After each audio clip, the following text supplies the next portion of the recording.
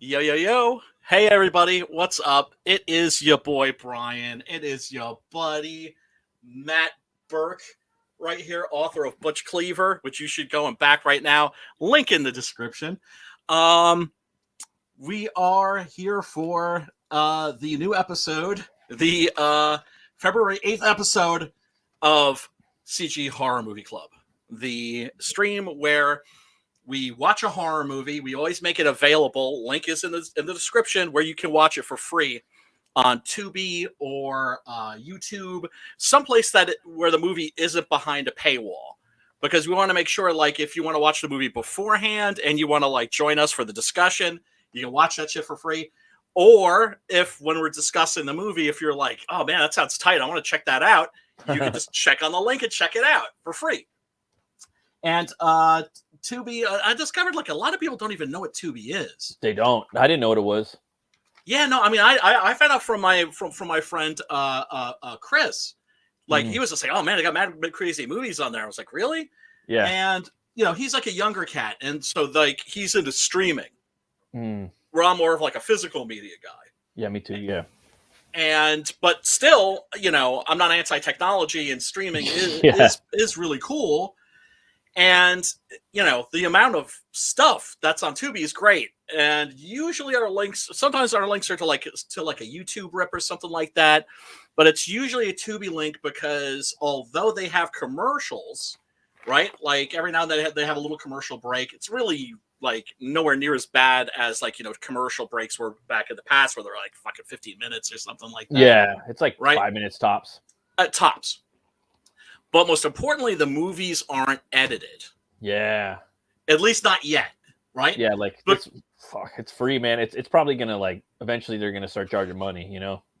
Well, yeah. I mean, it's sweet, bro. It's sweet. It's people sweet. Just don't know. Like I'm telling people about it, you know, at work, and like, what? A lot of people are into horror. They're like stealth horror fans, or like, you know, ninja horror fans, or they're into a lot of stuff. I mean. Well, it's like Ninja Geeks. Do you know what I'm saying? It's like once the social stigma around geekdom was gone, once the Big Bang Theory became a big thing, suddenly everybody's a geek. Yeah, right. Yeah, kind of like when Star Trek 4 came out, it was like a huge mainstream hit.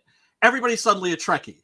Yeah. And I'm just like, really, like I was one of the people in the trenches taking those lumps. Yeah, right. And it's like I'm the guy that likes the new ones. You know what I mean? Because I like more of the Star Wars angle and the fucking action. You know what I mean? Right. But it's not. That's not what it's about. It's about discovery and figuring out problems on different worlds, and you know what I mean. It's not Star Wars. It's not a fucking war, and it's not a war space opera. You know? No, it's not proper Star Trek to me, but. You know, and that doesn't mean I'm like suddenly like, oh, like I'm an OG and fuck all the new fans or anything like that. I'm not about that. I'm so not a gatekeeper, right? Yeah. But it's like one of those things that like when you're an OG, you just kind of gripe about it. It's kind of like have to. It's like you put in your time and you respect the source material, and you'd be unhuman not to be like, fuck you. You know what I mean? A little bit, a little. Then you're like, oh, okay. You know, it's all right. It's all good. Right. It's kind of like when like I was really into wrestling as a kid, right? Me too. Yeah. And so kids would always bust my balls like, you like that fake crap? Yeah, there was that whole time. Yeah, and well, me and you were different wavelengths, but I don't know, different eras probably. Yeah. Because you're a little bit younger than I am. Yeah. But it was funny because that's right before like Rocky 3 came out, and then suddenly Hulk Hogan was a thing, and suddenly. Next thing I know, those same kids are stopping me in the hall and going like, "Oh, did you watch wrestling last night?" And I would look at them and go, "You're like, you like that? Oh yeah, I watched it. You like that fake crap?" Yeah, right. And they would just look at me confused. Yeah. It was just like, okay, all right, whatever. But yeah, no, stealth horror fans, because that's the thing. Horror is huge. Yeah, it's never been bigger. It's right now. You can't keep up with all the stuff that's coming out. No, there's so much, man. It's fucking awesome. I mean, this show's awesome. You know what I mean? Like, I love this whole concept of us watching, you know, different shows, different things, and we haven't even done anything yet. You know what I mean? We're just getting it started, and there's so much stuff to watch. You know what I mean? Oh, it's inexhaustible. Oh man! And there are even movies like from the past that keep Yeah. turning up, right? Like on Tubi, you can, and also Shudder, you can catch like these really obscure little movies from the 70s. One of them is called The Child, which I highly recommend. Another one's called Dark August, and I forgot the name of the third one. It's like Carnival of Blood or something like that. And these are movies that were like never on VHS. Oh, And they were wow. never on late night TV. They maybe played some drive-ins or something like that, and then just disappeared. So Yeah. we're still finding shit. Oh yeah, it's awesome, dude. It's amazing. It's like every week's a new discovery. You know what I mean? Absolutely. And then every now and then we'll tap into the classics. You know what I mean, or whatnot. But it's like it's so cool, man. It is. I love it. It is. Yeah. No, it's a great time to be a horror fan. Mm-hmm. The 3-hour black and white cut of Martin. Right? They just discovered that. I don't know who. That's Romero, right? Yeah, I still haven't seen that yet, but I've heard of it. Amazing. I heard that's his best movie. It is. I don't know if it was you telling me that, but it is. Yeah, I think it's his best movie. He also thought it was his best movie. This, and I'm saying this like, you can't say that you can judge art objectively. Mm-hmm. I would say Martin is his best movie. My favorite movie of his, though, is still Dawn of the Dead. You can't, like, that just never gets old. Yeah, I watched that my over and over and over. Yeah, and there was a time because like I got into him, you know what I mean? Well, I seen the movie at a young age. I remember watching it really young, and our apartment when I was dude, I was young. It was my dad, my grandpa, my uncle. We're just watching. I'm just sitting there in front of the TV, and the dude with the afro comes in. He's just like, oh, bites that lady's shoulder off, and I'm like, what the fuck is this? Like young, and then like that movie kind of made it like it was so real. It felt like it was gonna happen, and I was there in the 70s. Yeah, man, it was a big movie, dude, for me as a young kid. And then I saw and then my uncle's like, wait till the bikers come in, or he said some shit like that. The bikers are coming, and he was from prison. He had just gotten out of prison, so he was all about that shit. Nice. He was a biker. He used to, he was a biker. He did a lot of shit. Right. So that movie was kind of a big, I don't know, maybe influence or something. One of them. Yeah. I don't know. And it's just nothing could, it's swinging from the rafters, hitting them with the fucking, like a sledgehammer. Like Tom Savini. And like, he's just like a motherfucker, badass, and he's like, oh, that guy does I think, I don't know if it was him or my uncle or my sister come up. Oh, he does the makeup for that. And like, really? I'm like, oh, okay. And like, just absorbing all that in at a young age. I don't know how old I was, man. I had to have been like 10, 11, 12, maybe younger. But then Snyder came out, and the movie was the Snyder one came out. It was cool, but it was like, yeah, I liked it. Where's the bikers? Where's the bikers? For me, I love the bikers as a kid. I just thought they were fucking awesome. I don't know why I was gravitated to the bikers. Because bikers and horror movies always make things better. They're like cowboys. They're the modern cowboys, and they got their horses. Yeah. Have you ever seen Werewolves on Wheels? No. Oh, we should maybe do. Sounds pretty metal. It is. I love that movie. It's really, really good. And it's about bikers who run afoul of like a satanic cult. Oh, wow. Right. And then at least one of them has been cursed. Have you seen Wolf Cop? Yes. I seen like the first one. I didn't watch all of it, but it's cheese. Yeah, I wasn't crazy about it. I mean, it's a satire. Okay. Yeah. And that's fine. Here's the thing that I don't understand. Okay. Now I enjoyed aspects of Grindhouse, right? The trailers were better than the movies, I thought, right? Yeah. And right, like a lot of movies actually, right? Good ones, right? And so I even liked the Rob Zombie trailer. I was just like, why doesn't he make that? Right? Yeah. I would watch She-Wolves of the SS. I would watch that shit, right? With Sybil Danning in it, right? Even though she's old as hell now, it's given some propers, right? Makes it a little more legit. And then like Machete came out, and it was just like wah wah wah. Yeah, it was kind of it was. Because it wasn't From Dusk Till Dawn. Let's just say that it faked the funk.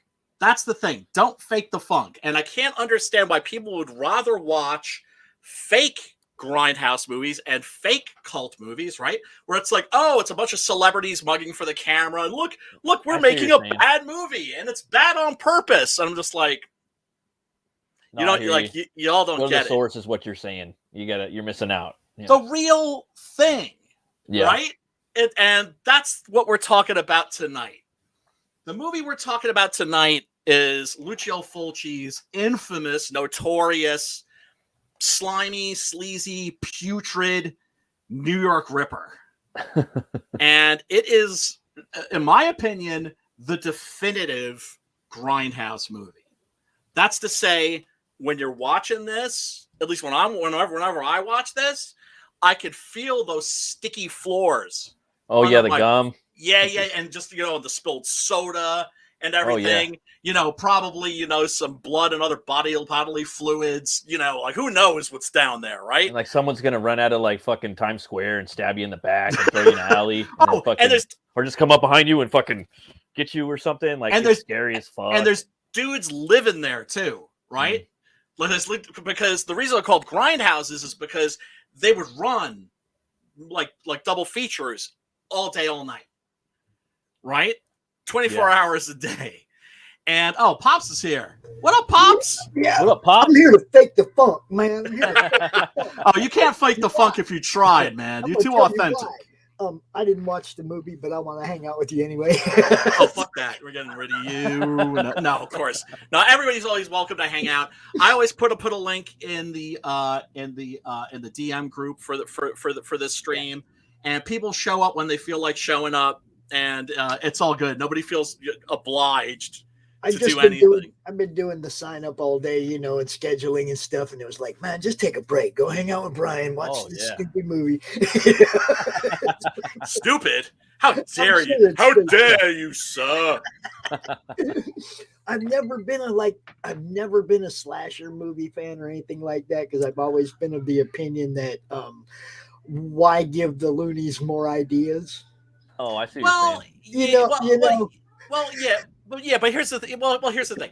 I was never a slasher guy, right? Because when I was a kid, I was like, how when you're a kid you take shit really seriously, right? Yeah. Like when Kiss came out with that disco record. I was made for loving you, baby. The day I quit being a Kiss fan, that day? Yes, right? Dude, my Kiss radio, my Kiss comic, my Kiss posters, my Kiss records, everything, boom, right in the fucking garbage, man. So ashamed to base that. I was so ashamed to base that day. I was like, where's the flaming guitar, dude? Crazy, but here's the thing. I hear that shit now, it puts a big catchy. Grin on my face. It's pretty catchy. I was watching catchy as hell. I was watching the Scooby-Doo. I was like, because they're like something else, They're almost like they're like a stealth like rock movement. Like all these fucking black metal bands from Norway, like that's like where they cite. Oh, I got my corpse paint from fucking Kiss. Yeah, well, I mean, with the Kiss makeup, it's more like a kabuki makeup, right? Yeah. But regardless, right? So as a kid, you took the Kiss like right away, and so I felt betrayed. We put the face paint on for Halloween. We did all that. It was heinous. It was heinous, right? And the thing is I promised myself. I mean, I'm a dyed-on-the-wool bachelor, but if I do ever get married, that's the song I want playing at my wedding. I was made. Oh man, without a doubt. So, okay. Fucking who am I thinking of? I'm thinking of Oscar Wilde, right? Oscar Wilde, the guy who wrote one of the greatest horror novels ever, which is The Picture of Dorian Gray. And the introduction to it, because there was like a little bit of a moral hysteria over the novel when it came out, he said something that's always stuck with me, which is there's no such thing as moral or immoral books. Books are either written well or they're written poorly. And I've always believed that about books, about music, about films, except for this one, because this one is morally reprehensible. This is absolute bottom feeding, just scum fest in my opinion, right? So get your barf bags ready, folks. Get your barf bags ready, like the Twitter links I was dropping, like this one's a chunk blower. It's like it's like hard to watch sometimes. Yeah, it's cringe inducing. It's cringe inducing. It's just like fuck. And there's moments that are that even make me just go, like, really, Lucio? Really, dude? Really, bruh? Now, Fulci, of course, was notorious for the amount of gore that was in his horror films. He was a Italian workhorse director. And he did From the Beyond, right? Or no, he did The Beyond. The Beyond. Okay, yeah, I could From tell. Beyond is Stuart Gordon. It's the follow up to Reanimator. Yeah, and so I felt the same. You know what I mean? The suspense, the long drawn out suspense when you're watching it. It's he tortures the viewer, the audience. You know what I mean when you're watching it. And absolutely. Then the other one I thought was more scarier, but this one it's kind of real. You know what I mean? Like again, we were talking about being in New York, and it puts you there in that moment, and it's like believable, and it's a twist too. I didn't expect the end for it to end like that, much like the last movie he did that I seen that weird. Right. Beyond. Yeah, I mean, that's the thing about Fulci is that he is actually a really good filmmaker, and it's actually a really well-made film. And I have to admit, every time I see this, I enjoy it. But it's gnarly. Do you think Fincher was watching this when he was writing Seven? That's possible.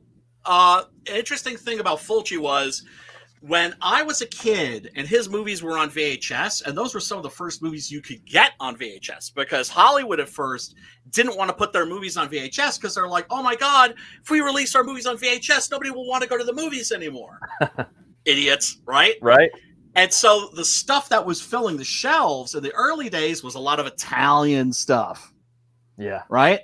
And so, you'd get, City of the Living Dead, which was released as Gates of Hell, Zombie, this, right? New York Ripper. And, they were like, we're talking about like real shitty pan and scan, muddy looking, grainy, so I and a lot of other people dismissed him as kind of a hack.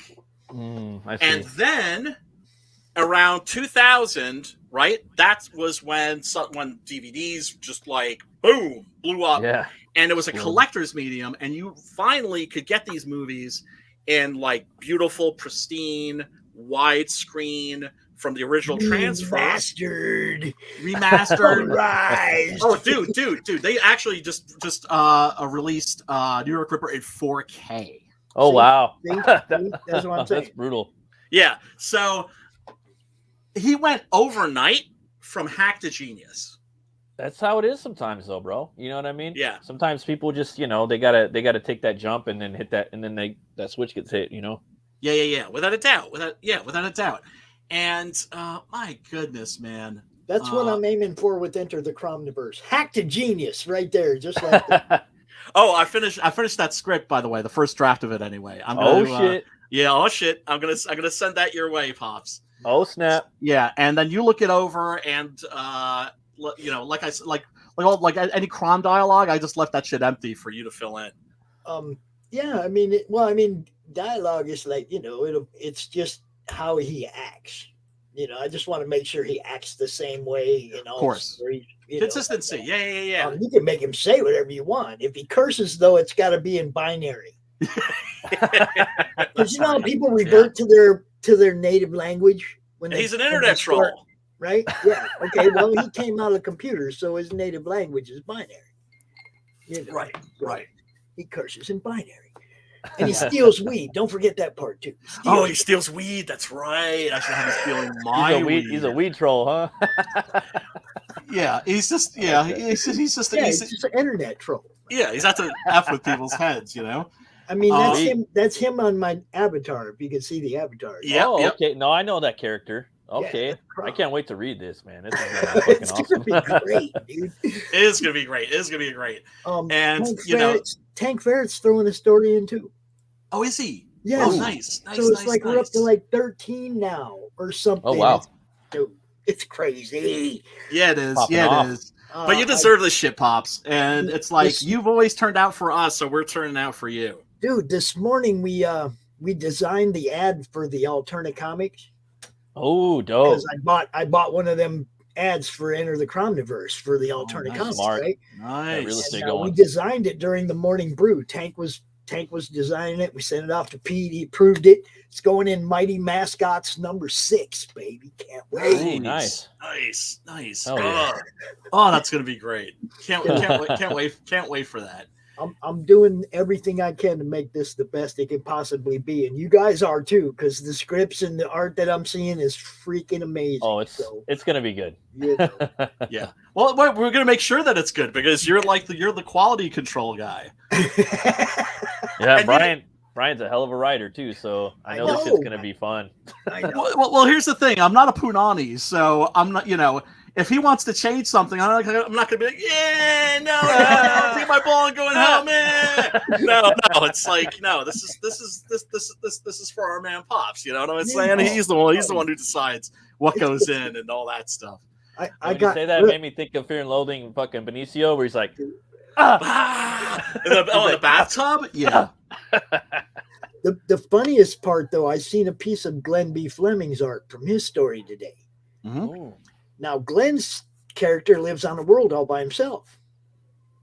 There's nobody else there. So Glenn had to incorporate a way to bring Crom to that universe or to that planet, So I can't wait to see. I mean, what I saw today kind of blew me away, but I can't wait to see what he does with this story because there's no dialogue. It's all told in pictures. Oh, wonderful. Wonderful. Dude, it's gonna be. There's so many different styles and so many different. It's gonna be badass. Yeah, it is. Hey, look, I'm proud to be part of this thing for sure. I'm honored that you wanted to be, man. I ain't, ain't no bullshit. No, well, dude. Like I said, it's just like you've always been out there busting your ass promoting us. Now it's our turn to return a little bit of that love. Well, a little bit of that. Promoting comes from a lifetime of entertainment from people like you guys, and that was what I felt I owed to people like you when the cons all went down last year. Oh yeah. It was that was where CromCon was born. That was where really the whole networking and promotion of the madness started. It used to be just hey, look what I got today. That was all we used to do, right? And which then is when cool. The cons went down, it just changed everything. Right.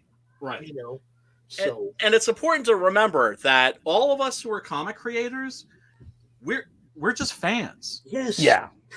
Right? Totally. We're just fan. We're just like, it's the same way. It's like, what's a professional? It's an amateur that never gave up.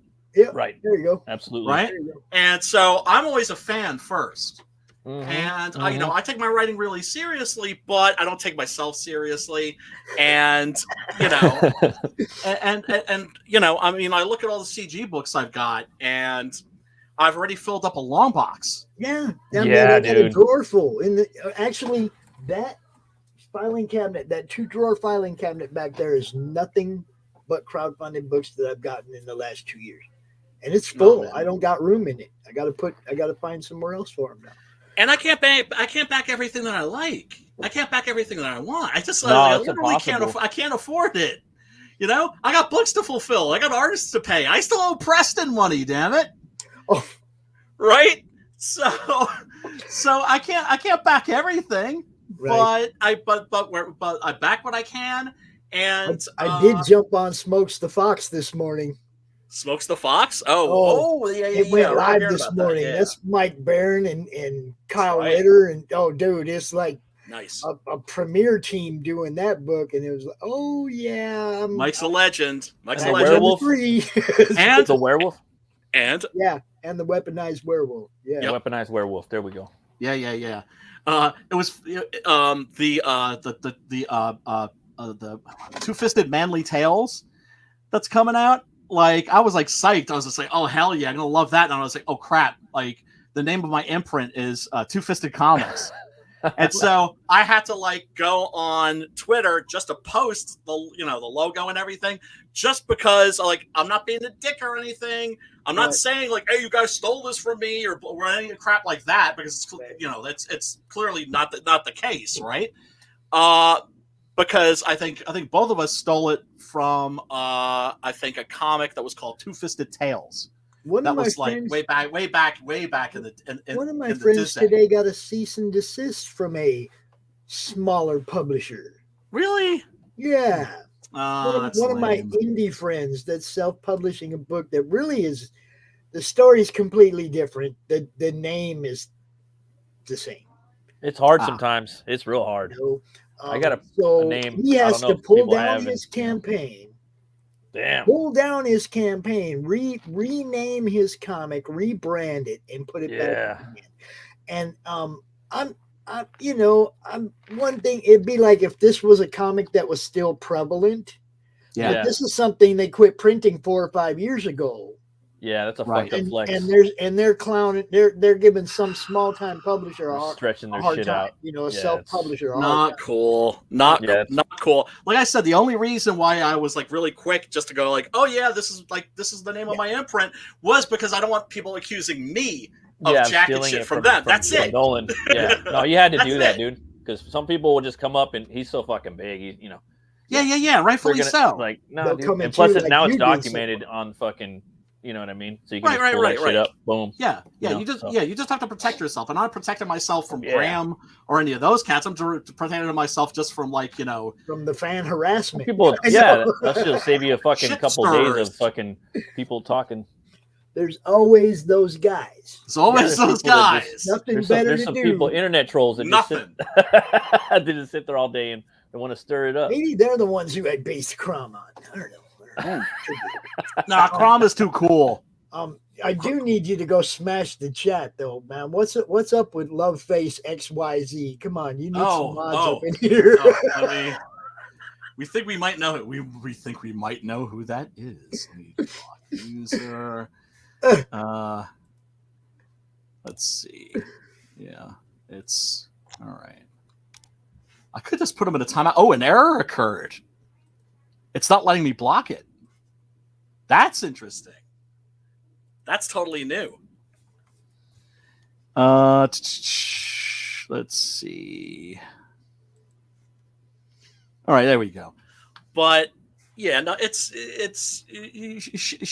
shit is annoying, but whatever. People gonna fuck around like that. Why they call themselves Love Face? You think they would call themselves? This is the part that bummed me out, though, Brian. You know what I mean? Why don't you call yourself Fuck Face? This was really the part that bummed me out about it. We've been talking about dude's book all through sign up, and they didn't say nothing. They waited until after he launched and was halfway What? They waited until he launched and was halfway funded, and then they sent him a cease and desist. And it's like, that ain't right. You guys suck.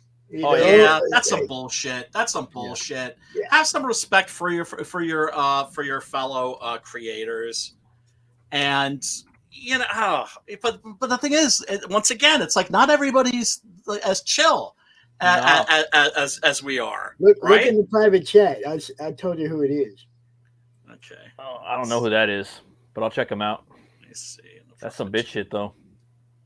That's some fucking I'm gonna wait for. That's some Fulci shit. Like I'm gonna let you wait, and I'm gonna torture your ass, and then I'm gonna fucking put my little shit out there. Like you can't use this. Yeah, that's exactly what it was. And dude hits me up this morning. He's like, "Man, what can I do?" So I went to Brian Menard, of course. Kind of fits the name too of his company. I went to Brian Menard and I was like, "Hey, man, you're the guy, the fraud guy. You're the guy that knows this legal." Oh yeah. He knows the shit. He pulled up the campaign. He looked at all the art. He looked at the other one, the one from them from 5 years ago, and he pointed out where once they bring the lawyers in, that they'll rip you down and tear it down. Even though the stories are nothing the same at all. That's terrible. Yeah, so we told him, go rebrand it, go, give it a different name, something that's real close, and just rebrand it and screw them. Yeah, I mean, I was thinking I was going to rebrand Six Gun Gorilla at one point. I might even just put it out under the alternate title just to play it safe. I was going to call it Silverback right? But That sounds pretty badass too, though. it does.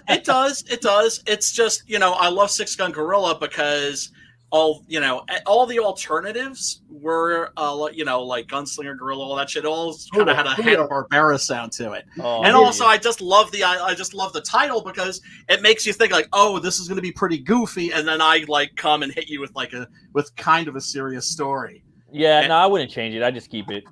You know what I mean? Yeah, but I know that there's other, yours is the best. There's things Thanks, you can do. You can be Smith and Wesson Silverback. That does sound pretty tight. How about Sig Sauer Silverback? Sig Sauer Silverback. Well, the story I'm ready for Pops. It's got Grenade Launcher Gibbon. It's got Buckshot Bonobo. I love me some Buckshot Bonobo. Dude, Bazooka Baboon. I told you that's the one I want. I've already got Minigun Mandrill though. So I got the bases covered, bruh. 50 cal. Somebody's got to have a 50 cal because I still say that them big ass fingers ain't fitting in the gun guard of no damn AR-15. I've been saying that since day one. Right. Okay, them big old fingers ain't fitting inside the trigger guard of no AR-15. Unless you got a special one, it got to be an AR fucking 30. All he has to do is just saw off the trigger guard. That's true. Right. But all right, let's play this movie. All right. Well, we're not gonna play the movie because we can't play movie clips because we'll just instantly get struck. Right. People have different gimmicks, like they'll speed footage up or they'll slow it down or something like that. What I do is I just take screenshots and like a comic. Yeah, and also that gives me a chance to show you like some of the posters. This is the German poster right here, which is just like extra tawdry. I always look at stuff too, like this. You know what I mean? Like you got the letters coming at you like this. Then you got the fucking razor at that, and then you got the stiletto and the switchblade, and the razor blade, and the switchblade. And you got the background, popping. And it's like coming at you. Yeah, this is also great. I mean, it's basically New York Ripper. People would think of it as a slasher. What it is that it's a giallo, right? Giallo means yellow. Because the Italians were publishing these like really tawdry murder mystery pulps, and they had yellow covers, right? And the covers often looked something like this, which is to say, you have a beautiful woman. Here, her stockings are all ripped up. She's bleeding. She's obviously already been hurt, right? But still, very sort of sexy looking. And then in the foreground, you've got this hand with a leather glove with a switchblade, and it's a genre. And this is a movie that I think that isn't the best in that genre, but it makes you feel like you are reading an old pulp, or you're reading like a really brutal crime comic from the 50s. Because if you look at like the EC comics, those were the ones that caused all the stir with Frederick Wertham and everything, corruption of the innocent. The crime comics were actually way more severe and way more twisted than the horror comics were. And you usually on the cover had like a beautiful woman being menaced by a man that's like about to kill her. Damn, Loveface is back again, dude. What the hell? Is he? Oh, what up, Loveface? Just block that. I am blocking that bitch, man. So, all right, that's the 3-disc limited edition. The version that I have right here, you can get at pretty much any place online. This is the Lucio Fulci collection. 3-disc set. I think I forget how many are in this series, but anyway, you can't go wrong with this. It's about $20. You get City of the Living Dead, classic, House by the Cemetery, classic, and New York Ripper for like $20. Yeah, Fulci looked like Mike Mignola up in there. Did he? Let me see. He looks a little bit like him. I thought it was him for a second. Let's see. There he is. There's the maestro right there. That's cool, man. Lucio Fulci, one of the most revered and reviled figures in the history of the modern horror film. So this is one of the movies that he would be reviled for sure. Oh, for sure, dude. Right? Definitely, Matt, for sure. Matt, what did you make of this? It was a little too much for me, and I could take a lot. Yes, but this one it pushed the threshold and it broke it down for me. Right. Right. But I thought the concept was awesome. It was a little heavy throughout the midst of it, but the ending it tied up really good. Again, I'd like to see a fucking remake of this, but I mean, in a way, it was reminiscent of Seven. But that era, that 70s era, that shit is hard to. I mean, that Joker did it, but it's hard to get that fucking trash on the streets and that squishy floors. You know what I mean? All those buildings and that right there. Ooh. Yeah. But yeah, man, my that right there just sets it all up. The intro. Yeah. It opens up with this nice fellow. He's like gotten off of work. He's playing with his dog, beautiful golden retriever. He's playing fetch with the dog. He's like giving her lots of compliments. Oh, you're doing so good. You're doing so great. Like, go get it. Right. And so he throws the stick in the bushes, and there's just this wonderful shot, this slow zoom, this close up that slowly zooms in on this guy's face. It's coming.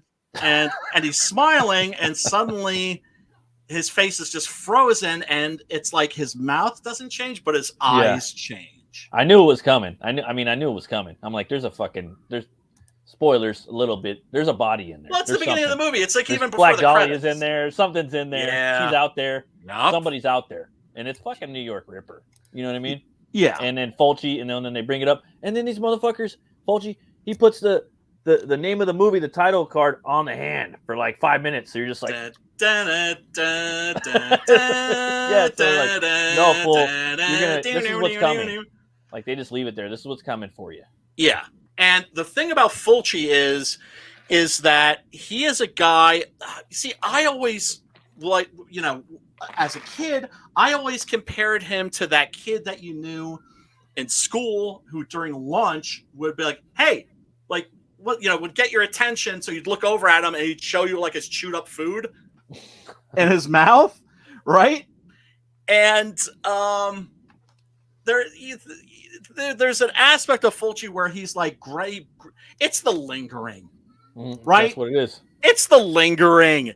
It's like you don't just get like a money shot. Now, mind you, you probably would have had a lot of lingering gore shots in American movies from this era, but the censorship standards were more severe, right? So something like Friday the 13th I guarantee you, would have been way gorier. Oh yeah. But but the way it works with like the MPAA, right? Those are the people that basically rate the movies. Is you screen the movie for them, and they tell you like, oh, like this was the scene that was too much. This is why we gave it an R rating. It's not like in China where they don't even tell you what's wrong with your movie. You just have to figure it out yourself, right? And so, the directors will make little cuts, right? And then they'll rescreen it. And sometimes there's an art to it, where sometimes they'll even just shuffle things around, and that'll manage to trick people.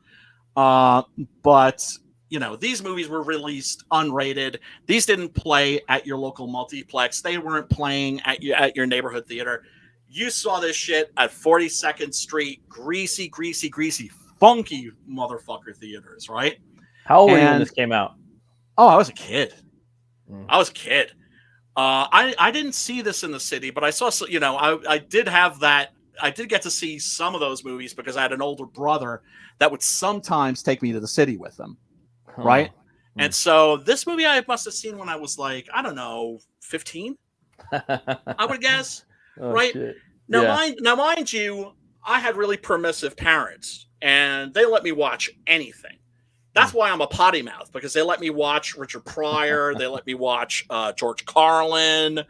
And when you're a kid and you're first discovering these curse words and everything, you can't help but just use those as much as possible, man. Right?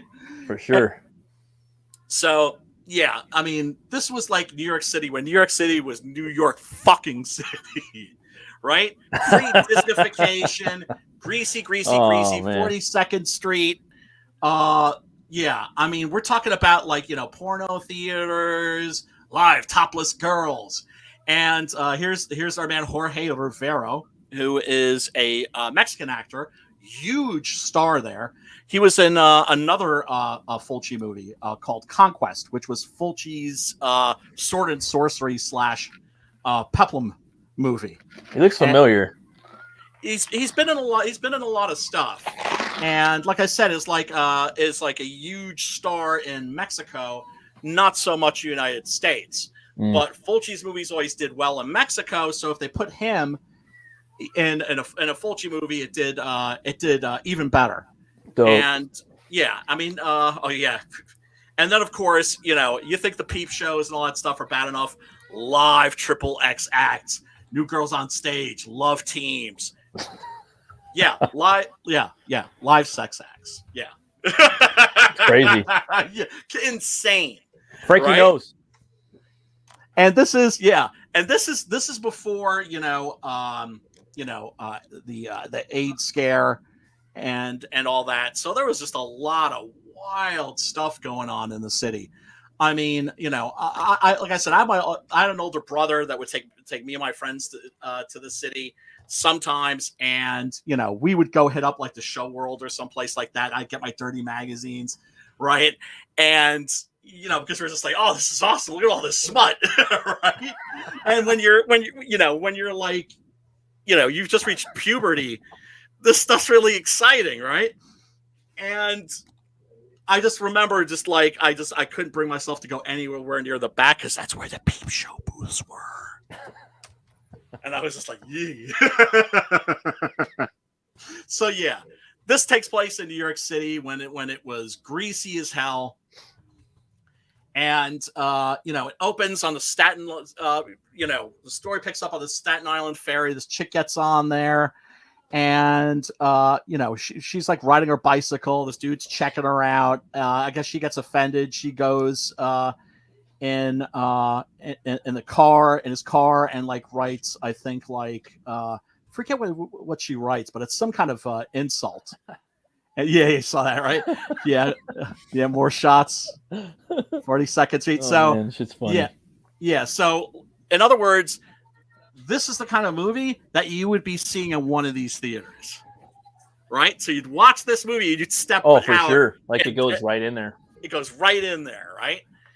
And it basically immerses you into this fucking world, And we were talking about this a little bit on Basket Case, but this one's like the final step into, what is it? New York Times Square from 1970s. Yeah. The Grindhouse movies. If I had to put together the perfect Grindhouse movie, Bill, it would probably be this, The Exterminator, which is like a vigilante movie, a really greasy one. And oh god, what else would I put in there? I'd have to think about the third choice, but like just those two would be like a perfect experience.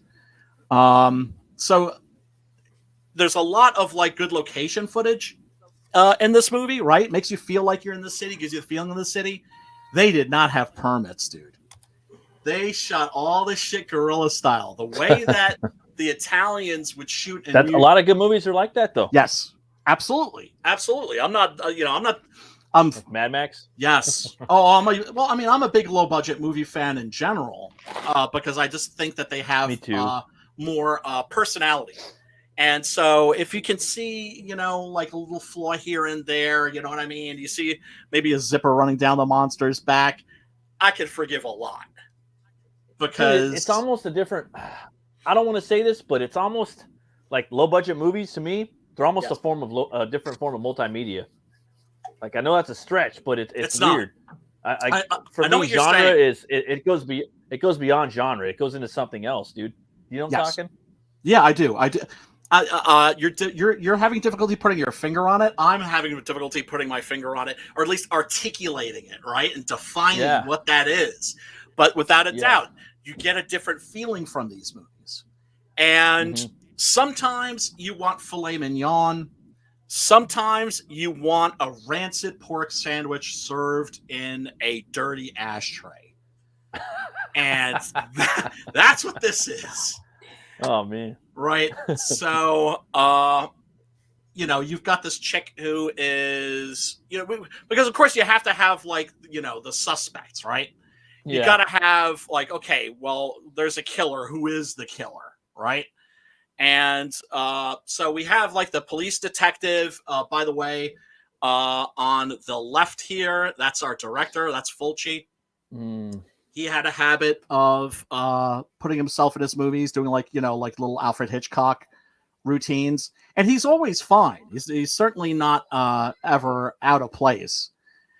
And although I find it interesting because being an Italian, he talks with his hands a lot. And here, he's like, you could. It's just a very Italian gesture, and my goodness, man. I think I mentioned this when we were talking about The Beyond.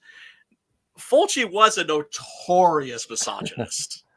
Okay, the guy hated women,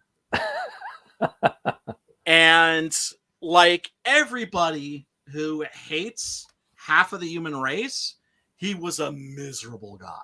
Oh, for sure. It's because that's the inner hate. It's that deep inner hate. You know what I mean? It's that deep. It's that deep. Yeah, because usually, like I know women, especially SJWs, they find out that somebody's like misogynist or something like that, and of course they find them everywhere where they're not. Right?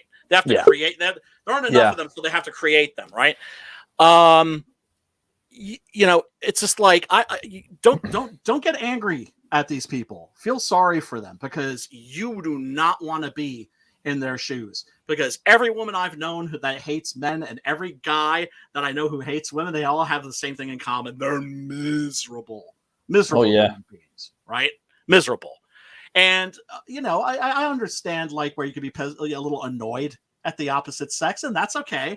Yeah, it's human, It's human. Right, we're both messed up. We're both messed up in different ways. Yeah, definitely. It's how I think of it. My attitude towards women is always, I love you, but you drive me crazy. You drive me crazy, but I love you. And that's the same way they feel too about me. Yeah, most of them. What I mean? That's the only rational attitude to have towards love and hate. Sex. It's the balance. And they come together. Right, and or in my case, or not even necessarily hate, but it's kind of you drive me crazy. God damn it, like how women will, like they'll be mad at you, and you don't know what they're mad at you for, and so you ask them what they're mad about, and then they get angrier because you don't know what they're mad about. You gotta know, motherfucker. You just gotta sit there and kind of like figure it out. What did I do wrong? I did something wrong. What was it? I'm gonna figure it out later, but I'm not gonna let them know I'm trying to figure it out. Exactly. They just know when you're trying to figure it out too. They do. You can't show with your eyes or no. You gotta figure it out though. Yeah, you do. In Fulci's case, and I mentioned this on the show about The Beyond, his wife left him for a really good-looking young actor. The actor dumped her, and she wanted to come back to Fulci. Oh wow! And Fulci was like, "F you, right? I'm not going to be a simp and take you back. You made your decision. Go fuck yourself." Yeah. And she killed herself. Oh wow, that's a heavy burden to carry as Fulci. Awful. I mean, even though he's a fucking misogynist, still he probably carried that with him. Yeah. And I know this is real heresy. Just because somebody has a prejudice towards other groups of people, it doesn't make them a bad person. It means that they're damaged and they're wounded and that they're lost in some way. I found it interesting. One of the actors that worked with him, Thomas Millian, was asked about his attitude towards women, and he just said, "Poor Lucio." Like, oh, the poor guy. Like, that was his attitude, he was just a deeply unhappy person. As for the actresses that he worked with, like Catriona MacColl, he would fuck with the actresses, but if like she was like not taking his shit and would go right nose to nose with them, and he'd be like, okay, like I respect you, we're good. And that's how you kind of, if you were an actress, that's how you had to handle. Some people are like that, dude. You gotta stand your ground with them a little bit. You gotta put your shoulders back and pump your chest. Yeah, that's the only thing they respond to, like, because they have some fucked up shit in their head. You know what I mean? Yes. To put it in layman terms. Yeah. Or like Oliver Reed when he was working with Kinski. When they weren't shooting, just like grabbed him and just put him up against the wall. Was like, listen, you little shit. Yeah, or just like, right? In other words, it's just like, because people will, these are the kind of people that will test you and test you and test you and test you. And like, okay, all right. Everybody does it too. Like even the assholes do it, but then regular people do it too, because a lot humans, they got this little like antagonistic gene in them. Like sometimes, like it just happens sometimes, you get in those moods. But some people, that's their thing, Yeah, and that's the thing is like when it's a pattern of behavior, that's when it's terrible. So he's telling the detective like, oh man, like don't tell me that keep this quiet. We don't want like people thinking that there's a maniac out there, just carving women up, even though there is a maniac out there carving women up. So. He goes to the local university to talk to this fellow who's a shrink because he wants to get inside the killer's head. And, I think those are the scenes where the movie drags a little bit. But then, of course, then we have our man Jorge, who's like the principal red herring of the story. I have no problem, spoiler alert, telling you he's not the killer. Yeah, and I knew it too. I just got a gut. I'm like, there's too much meat and potatoes in here for him to be the killer. But what was the scariest part of the movie? You tell me for you, and I'll tell you what I think my scariest part was. I would say it's when we have this chick, right, who is sexually messed up, and she's all fucked up in the head. Yeah, very, very messed up, and her husband's messed up too. Right? Yeah, because she'll go and like record herself playing with herself in a porno theater. Oh man. Right? Yeah. I know. It's rough. And she ends up in bed with Jorge, and then she's tied up. She's helpless, right? And the DJ, let's see. Yeah, there's our man. Gets on the radio and he's just like, like just the killer that's out there cutting these girls up. Why, baby? Why? Leave the ladies alone. Yeah, right. Listen to me. What are you doing, man? Stop. And we know that the killer is missing 2 fingers on his right hand, and she looks over and sees this. I thought that scene was pretty creepy. Oh, the scariest I think is when that's not mine. That's not my scariest. It's when here, let's see if I can get the I'm gonna tell you mine, just so you know I'm not copying you. Right. My scariest scene was when the main blonde girl was in the subway and Jorge comes up with his fingers. For me, that was scary. And then when in the subway when the lights drop and it gets black, this scene right here. This is the scariest scene for me. Yeah, and I of course I had to take a screenshot of this. That is a genuine 1970s, early 80s New York City subway train. Reminds me of the Warriors too. Remember the Warriors? Of course, right? Funny thing about the Warriors is, I was so glad when that was released with like a new introduction that answered the question, like, because I always thought, is this science fiction? Or is he just clueless about like what's going on? Yeah, Pops has got his copy. Or is he one of those guys that just thinks that like this is what New York City is like? Ultimate director's cut. Yeah, baby. I gotta get that. You want to know what this is? This is sad. You want to know what this is? Oh no. The ultimate director's cut just means that when they fade from scene to scene, they use the comic book images. Oh yeah. Oh yeah. okay. I thought that was a little That's all it stupid. is, man. I was hoping for some new scenes or some uncut footage. Nah. Right. Have you guys played The Warriors for PlayStation 2 or 3? No. Yes. That shit was fucking tight. That's what. Okay, I'm gonna be real with you. I did not know what the fuck a warrior was, and then I played the game first. Really? And then I did research, like, oh, this is the guy that did the voice of Swan. This is James Remar that does Ajax. I played the game. I fucked that game up. I beat it and everything. Then I went and watched the movie like a year later.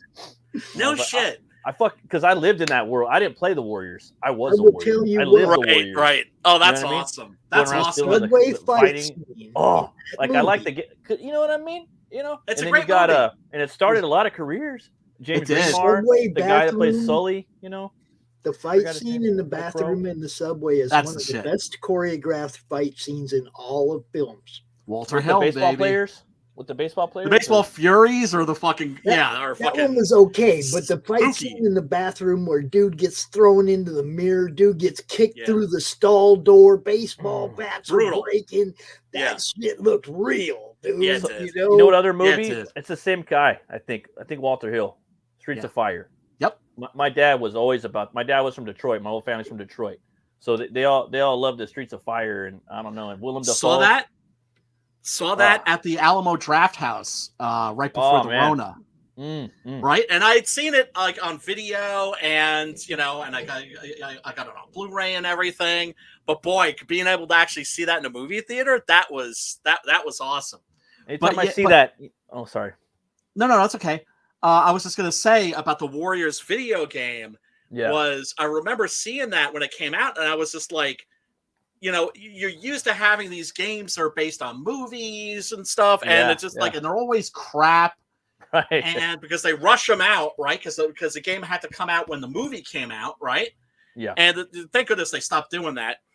But this was a movie that was like, there's a video game like based on this movie, like from the 70s, that is like I mean, not obscure to like folks like us, but like to like normies, like and I was just like, this is a labor of love. Yeah. Somebody made this because they love that movie. It was the perfect movie to set base a game on, too, because you had to get across town with your group intact without getting wiped out by everybody else. Right? I always wanted an Escape from New York game. That was always my shit, right? And it was supposed to come out. It was supposed to be called Snake Plissken's Escape. Yeah. I did a little review on it on my channel, and I was waiting eagerly for that. And if anything Snake come out, I would buy I'd buy the books.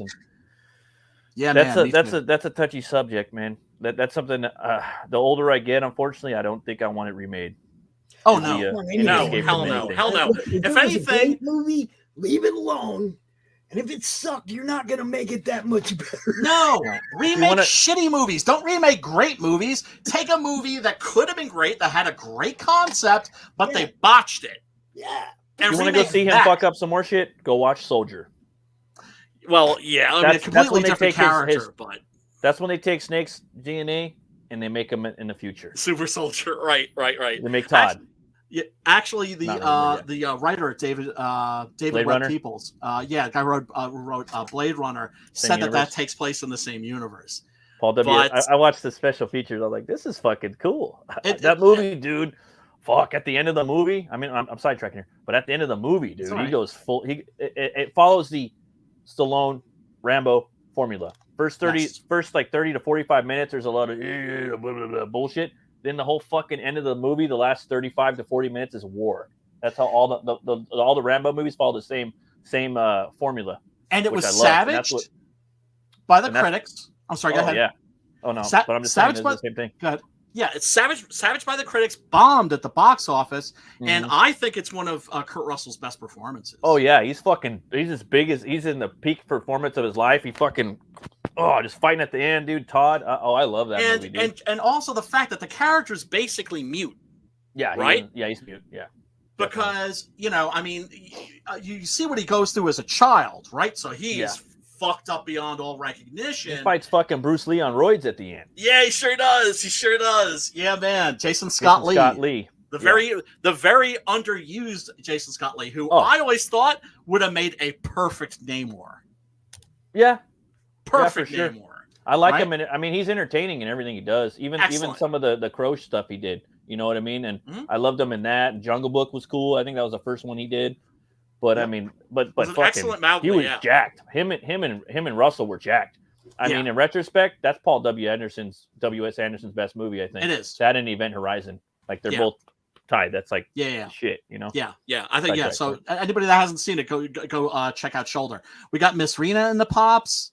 Miss Rena in the Pops. Miss Rena in the chat. She says, "Hail Pops and Brian Christow." What? No love for Matt here? No. Good to see you, Frankie in the chat. What up, brother? He says, "I missed the game and watched a playthrough for the story. It was good." Yeah. Oh, it's fun, dude. Go buy the game if you can and play it. Yeah, without a doubt. Let's see. Back to our movie. Yeah, there's a scene where our heroine, this young lady, gets on the subway train and Jorge's there.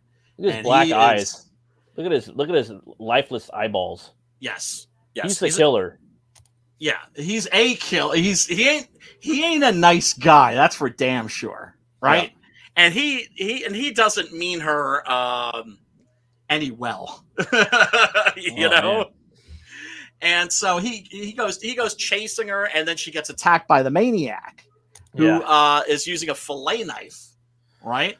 And in a important story moment, he tries to stab her, and you know the makeup effects in this. It's a Fulci movie.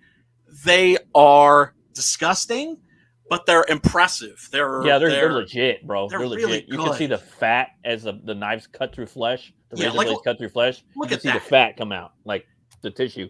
Right. So I was just like, ooh. Yeah, look at that. It's like she gets slashed and then the wound is opening. Oh. Yeah, he does a good job of that. It's very hard to watch. Exactly. And so he tries stabbing her and he misses and breaks the point off the blade by hitting a concrete wall. That becomes story point. Yeah. Oh yeah, this is great. This is great too. Where the professor stops at a newsstand and picks up does what what Freddie Mercury do. Picks. And it's like it picks up the latest issue of Honcho and Blue Boy.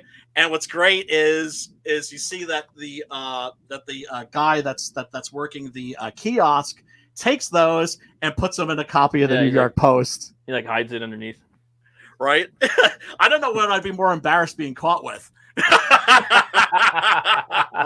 Post is such a rag, right? Horrible newspaper. Yeah, man. And so he's just like, and so that you don't know. It's like that's supposed to be a clue. It's just like, because to me that was just like, oh, it's definitely not him, right? Because a gay dude would not be doing this stuff, right? Yeah. And they set it up to think it's him from the get. You're like, oh, this is fucking him on Jump Street. Like he's a killer because he's all smarty and playing chess and up in academia. Oh, it's him. But no, maybe it is. Maybe it's not. Right. And why, baby? Why? Leave the ladies alone, man. Leave the ladies alone. And stab him in the neck. And that's nothing. I can't show you. I know. The gnarliest scene in this movie. The gnarliest this movie's gnarls. Oh, gnarls Barkles. Yeah, baby. And that's why, like you said, this was too much for you. And when I posted when I posted the link and set up the stream and I mentioned it on the Twitter and on Facebook, I was just like, this is morally reprehensible filth. So sometimes we got to watch these movies, though, man. It's horror, bro. And there's so many different subgenres. You know what I mean? Right. So. And you want to sample everything from the smorgasbord, even if sometimes the smorgasbord has a rancid pork sandwich served in a dirty ashtray. Hey, I like Fulci. I like that Beyond movie, man. That movie was awesome. Amazing. And I think that's one of the things that makes this movie really disturbing too is the fact that it's a really well-made movie. There's Yeah. good filmmaking here. The Yeah. cinematography is superb. Yeah, and it puts you in that time for sure. It's Time an capsule. immersive experience. This movie. If it's not an immersive experience for you, I don't know what else to tell you. Especially if you're like me and you're kind of new to these older style movies, because I've never watched any of these older movies from the 70s. You know, this one. Yeah. You know, this one will fuck you up. Yeah, yeah, it will. Yeah, it will. Yeah, it's pretty rough stuff. It's rough stuff. So, Yep.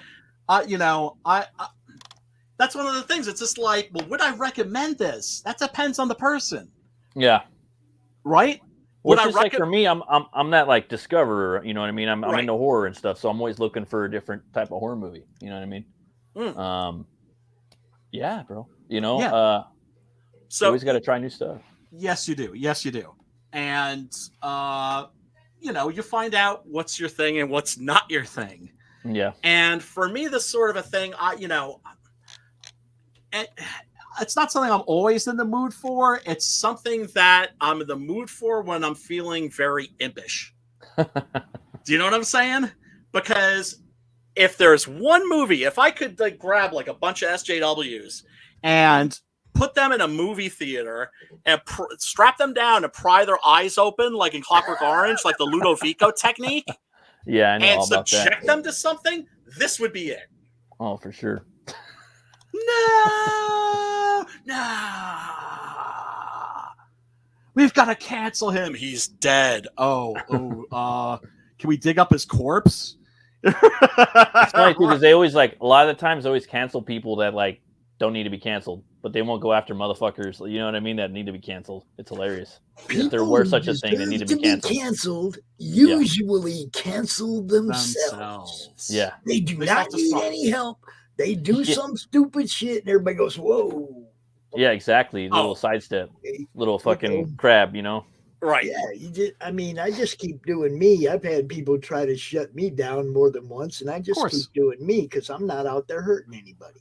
Yeah. No. They can't cancel me because all I'm doing is trying to help people.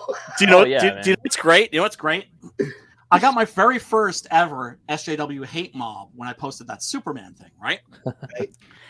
And one of the people was just like, well, I've got like this condition, or like, I suffer from like anxiety or something. So F you. I was Everybody like, I've been diagnosed with depression, anxiety, PTSD, attention deficit disorder. Are you getting help? Most people are, dude. Most people are. If they, a lot of people suffer from that shit. You know what I mean? Right. But my point is this motherfucker did not know how to handle that. Yeah. If you come at them with hate, right? They speak that language. That's what they do. Right? But if you come at them with love, they don't know how to handle it. Oh, no. Have you taken care of it? If you try to be nice to them, though, they still be stabbing you in the back the first chance they get. Yeah, that's fine, though. That's fine, because what's the worst thing you can do to somebody that hates you? Be nice to them. Oh, yeah. Oh, no, I have a different opinion than that. Okay. The best thing you can do for somebody that hates you is to ignore them. That works too. Drives them freaking crazy. Yeah, it drives them nuts. It took me a half an hour. Right? I had like a knot in my stomach, and I was just like going at it with these people, and it was a whole swarm. And then I was just like, douchebag, what are you doing? Dude, hey. What are you doing? No joke, Pops. Fucking, that drives me nuts. If people ignore me, I'd rather someone tell me to fuck off or fuck you than to ignore me. I was at the drive-thru at a burger spot. It was either night before last, and they got the T-shirts. It was an In-N-Out burger over here, and I was like, "Oh!" I told the people in the window, like, "Oh, that's a cool shirt. You guys are selling shirts now." And the two ladies looked at each other and they're like, "Here's your food." And my wife's just laughing, like they just straight up fucking ignored you. I was like, "All right, whatever, you fucking bitch." Right, driving off. You know what I mean? Right. But people hate being ignored, dude. Just the average fucking person. Especially people on the internet, because we come here to be heard. And exactly. You're fucking them up that way, So in a half an hour, I suddenly go, "What the hell are you doing, you douchebag?" And then I just start clicking. Block. Oh, I for catch sure. myself after a couple comments, it's like, hey, Pops, come on. Well, the Right. first thing I do is I go check how many followers they have. And if they got like 30 followers, I'm like, yeah, your 30 followers are impressed. And then I forget about them. 30 followers deep. Seriously, fuck these people. And Oh, dude. they just they just have nothing but negative energy. They don't create anything. They don't build anything. All they can do is tear other people down. It's Because like here, one, Me though, Brian, is those guys that got 20,000 followers and they're spewing crap like that. yeah, those ones, yeah. Then I'll say, the sad thing about this is the 20,000 people follow you. And Oh, I Right. know. I ignore them. Unless they- 20,000 fucking sheeps. Like, fuck. well, look, they just canceled Joe Rogan. He's going, right? He's gone, right? He's cooked. He's cooked. Russell Brand, he's next. Don't worry about Joe. Joe's getting contract offers from Rumble and all these other. Yeah, but you don't.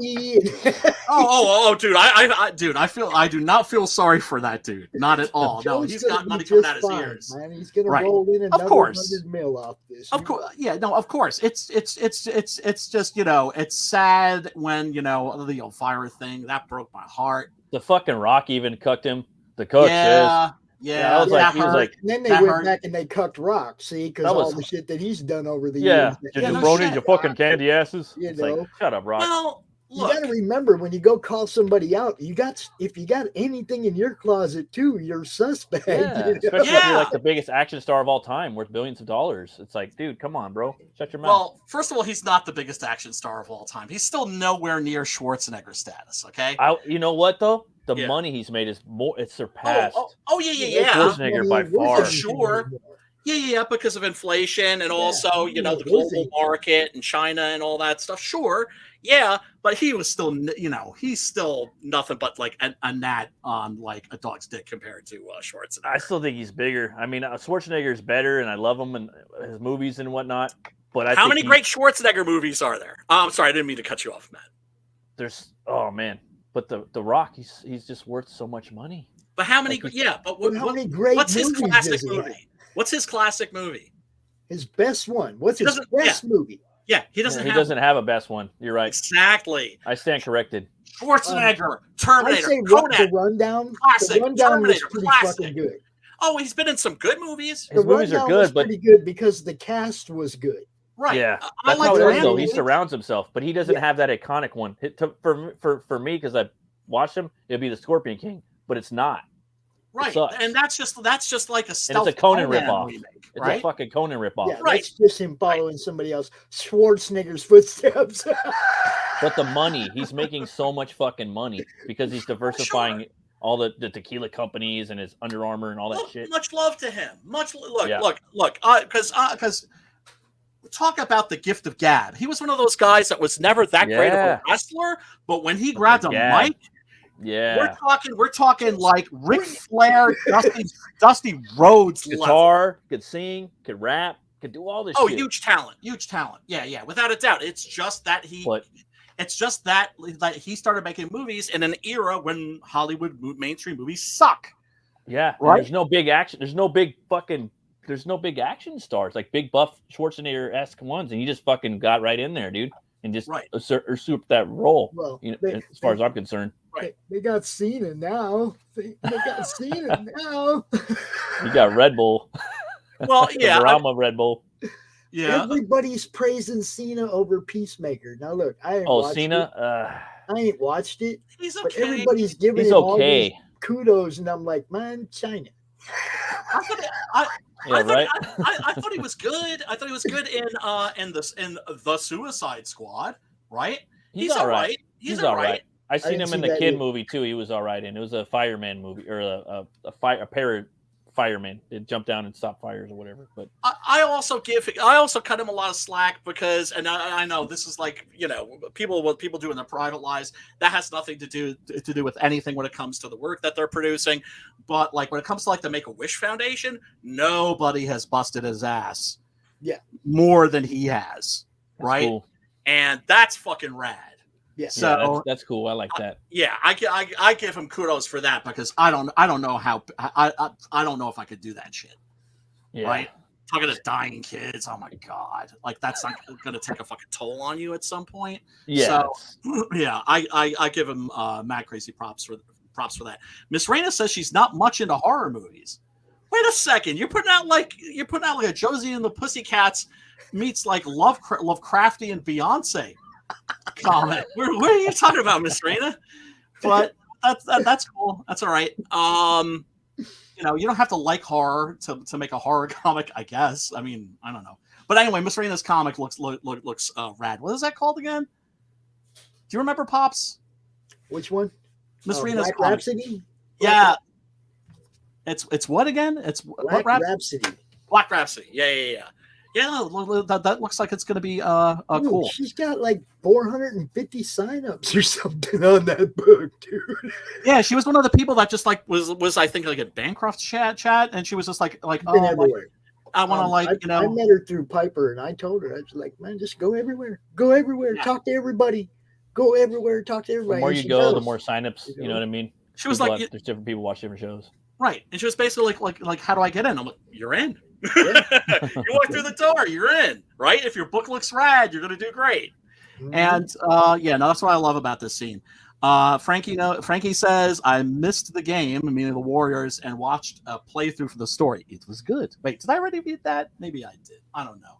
Look, I stay up late at night, blazing you know what, and watching crap like this. Okay, it's got to take a toll. I sit here during the stream blazing, you know what? And... Hell yeah, Pops. But yeah, the gnarliest moment in this is when there's this chick that was in the live sex act that this chick just watched, and she goes backstage and she opens a curtain, and a broken bottle comes out and nails her right in the hey nanny nanny. Oh. Ouch. Now, this was the moment where I was like, really, Lucio? Really, dude? Really, bro? Really, dude? That just made my nuts roll up a little bit. I know. Right? Which is the point, of course, is to make you go, and, you know, make you feel uncomfortable. Yeah. But I was just like, oh, damn, dude. Like, seriously? Okay. All right. So, everybody, if you want to watch, you know, just a outrageously disgusting, filthy, morally reprehensible movie, the link is down below. New York Ripper is the name of the movie. If you like Lucio Fulci, if you know who Lucio Fulci is and you like his stuff and you haven't seen this, you owe it to yourself to check it out. If you're more of a casual horror fan, stay away from this. Okay? Treat it like it's radioactive waste. Okay? Because the last thing we need is people watching this and then being like, it hurt my feelings. So stay away. Oh, Frankie made a comment. He said, I remember going to the old video stores as a kid, and any Italian horror cover would scare me more than any American horror cover. Fulci's Zombie set the bar. Oh, dude. I mean, I got in trouble because it was issue 2 of Fangoria. I was in my freshman year in high school. And I would always, you know, bring magazines and comics and shit to read before class, right? And one of my teachers, this is like in my art class, my art teacher comes up and she looks at the cover. She's like, let me see that, right? She looks at the cover of the magazine. On the cover is the Conquistadores zombie, you know, with the worms coming out of the eye sockets. What's great about the Fulci zombies, they look like they came out of the ground, right? And big red letters, we are going to eat you. Right to the principal's office. Get to the principal's office. And the principal didn't know what to do. He was just kind of like, this looks pretty cool, actually. Right? Yeah. And so they didn't know what to do with me. And so then they sent me to the school guidance counselor, and she asked me about it. And I was just like, yeah, you know, I just love, like, you know, horror movies and science fiction and comic books and all that stuff. That's just my thing. And she leans forward very earnestly and well-meaning and says, Brian, had you ever thought about trying to be more normal? This bitch actually said that to me. See, they were already working on indoctrination way back then. Yeah, Well, right. it's just like I realized she was trying to be helpful. Yeah, right? yeah. She didn't know what the fuck to do, She right? didn't know. Yeah, she She was a fucking sheep too. You know what I mean? Yeah, But of is course. squelching Join the herd somebody's type shit. creativity actually Oh helpful? yeah, you got to. You got to. Yeah, you don't want kids playing Dungeons and Dragons. You want them playing football, Nah, right? really. I mean, Not now that they're kneeling. No. right. Oh, now Dungeons and Dragons is all fucking woke. Oh, don't even get me Oh, fucking- man. Hey, I was a very happy NFL fan until everybody got woke. You know? Yeah, I mean, look, football's not my thing. Sports isn't my thing, right? Yeah, I don't watch sports either. Just fight sometimes. That was the problem. Was you're supposed to be into sports. You're not supposed to be into this weird shit, I was right? in all of it though. See, so nobody knew how to take me. Look, I'm hanging out with the jocks. I'm hanging out with the heads. I'm hanging. It's like I'm all over the place, right? Right. I'm in the chess club. I read. Oh hell yeah! But I'm out there on the field playing ball, and I'm doing, and I'm on the canal bank with all the stoners, and it's like they didn't know what to think of me, Brian. They didn't. It was great. That is great. That is great, and because you're just a chill guy, so then you're chill with the other people from all those other subsets. I liked all that shit, and I wasn't going to tell anybody I wasn't allowed to. Right. Just like today, there's things that I like, and I'm not going to tell people I'm not allowed to. Yeah. So, I mean, I'm still that same rotten teenager I was, man. Oh, me too. Me too. But that's the thing. It's like when you're making comic books, if you're not like if your inner like 15-year-old isn't like alive and well, you're doing it wrong. Right. Do you know what I'm saying? Yes, like definitely. it's sort of like your obligation to keep that aspect of your personality. Well, I'll be honest with you, Brian. Before I started running with all the Comicsgate people, this was stressful shit. Mm. Oh, I don't doubt it. Okay? It was stressful, okay? And then I started having fun because everybody I'm hanging out with now has fun. Chill, yeah. I mean, so it's like now I'm having fun doing this, where last year it was like, man, this is drag. Everybody's coming at me all the time. And, it's like, fucking leave me, And there's people that helped me through those periods too. Beautiful. I mean, back before Comicsgate, there were cool people that helped me through those periods. That's awesome. So that's why but now I'm having fun, man. Everything I'm doing is, when Ryan talked me into doing the book, and I was like, okay, everybody send me scripts, and people started sending me concept ideas, and I'm sitting here cracking up. I mean, I'm just like, oh my god, I can't believe, Doc's story, Lola's story, the ones that I've read, Lakeem's story, the ones that I've read the whole scripts for. It's gonna be fun. Yes, and that's the point. That's the thing. Is if you're not having fun, you're doing it wrong. Like Preston said, you can't be depressed doing this shit. Yeah, fuck that. Yeah. If you're like, oh man, I used to have a cubicle job, man. Yeah. Right? I ain't ever doing that again, man. That's just soul crushing, right? And now people are actually paying me to write comic books. Woo! That's crazy. It's right? awesome. And it's all dude, it's so super awesome. and I'm super grateful. Super grateful for that.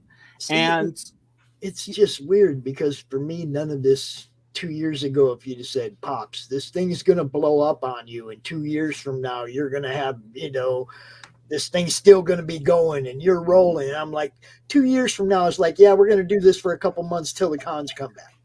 Right. And then I'm going to go back to just being the, hey, look what I got guy. I can't wait until cons come back. If they come back, because I don't think that far into the future. Really, I'm going to Hall of Heroes and I'm going to Grand Rapids Comic Con, man. Okay. Yeah. Okay. Doing the press thing again, baby. Yeah. Because I can't wait for like all of us to start like actually meeting each other. Yes. Right? That's gonna be cool. That's gonna be rad. That was the thing. Like once I started doing this, then it was like, okay, the next dream, if there was a dream, would be to go around on the floor of a con interviewing people. Now I've got to do that 3 times, and that was so much fun. Oh, that's But great. I got 2 more in the next 2 months. I get to go do it again and hand out flyers to people for the madness and for Enter the Cromniverse. I get to hand out flyers to fans at cons, dude. That is awesome. Yeah. That is awesome. Frankie says Pops is a Renaissance man. Indeed you are, sir. Indeed you are. I am the comics Gandalf. I was dubbed that in Ethan's stream. Oh, no shit. Oh, that's great. I was dubbed the comics Gandalf, so I've hashtagged that on all my shows ever since. Hell yeah. I am trying to figure out how to, let's see, I'm trying to share this screen because there is a movie coming out that I wanted to share with y'all. Sweet. And let me see. And it's not letting me, or either that or I'm just too fucking dumb to figure this shit out. Let's see here. Let's see. No, that ain't it either. Because I mentioned before in the stream our man Robert Bronzy. Right? Robert Bronzy is also known as deep fake Charles Bronson. Right? It's like this guy who looks like, you know what? Here, I'm gonna do. I'm gonna do this. Ukrainian Bronson or Russian Bronson, right? Well, he's a Hungarian. Sorry. I believe here. This is what I'm going to do because y'all need to see this shit because it's just awesome beyond belief, and people are using him in their movies, and they're making basically Charles Bronson movies with this guy, with this dude, right? Who has I think that's got to be like one of the coolest jobs in the world for sure. Okay, here we go. Yeah, I'll you got to get a load of this guy, Pops. Especially if you've never seen him before. Here we go. Let me see. Browser has blocked the screen. I can't. What the hell? God damn it, man! Hold on. Let's see. Yeah, I don't know. It's not helping anyway. Because he's doing this new movie. It's called Exorcist Vengeance. So it's like the Exorcist starring like deepfake Charles Bronson. Exorcist and Death Witch.